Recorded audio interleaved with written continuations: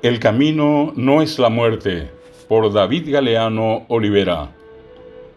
En la cálida y hermosa tarde, en Samber ese domingo, chicas y chicos felices, entre cantos, bromas y risas, al anfiteatro llegaron. Una tarde sin igual, arriba un cielo precioso, en el medio el sol radiante, y al fondo, como impagable paisaje, el hermoso lago azul.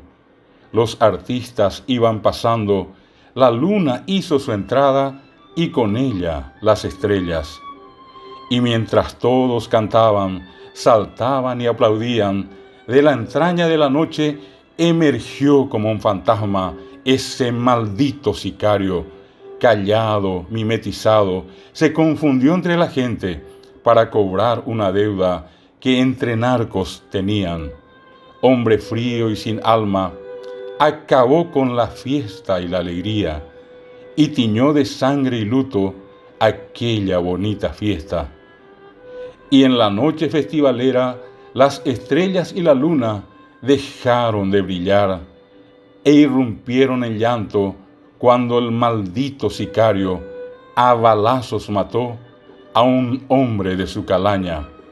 Entre gritos y corridas, una joven mujer, esposa, madre y amiga, al suelo malherida cayó, sin tener nada que ver en esa guerra entre bandas. En la jerga de ese rubro solamente se trataba de otro daño colateral. Al hospital la llevaron para salvarle la vida, pero la joven mujer el impacto no aguantó de aquella bala maldita. ¡Qué terrible! ¡Cuánta pena!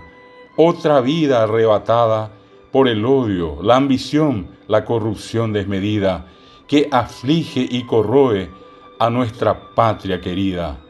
No, para nada, estoy seguro, el camino no es la muerte. ¿Hasta cuándo? Es mi pregunta. Y solo el silencio responde. Te sacudo, patria amada, y te exijo fortaleza y valentía para acabar a esta plaga que amparada y blindada por la oscura impunidad va acabando con las vidas de los buenos e inocentes. Basta ya, pongamos fin a los duelos y a los lutos, que el amor y la justicia y el respeto a la vida ganen lugar cada día, dignifiquen y bendigan a nuestro Paraguay tan querido. En memoria de Cristina Aranda.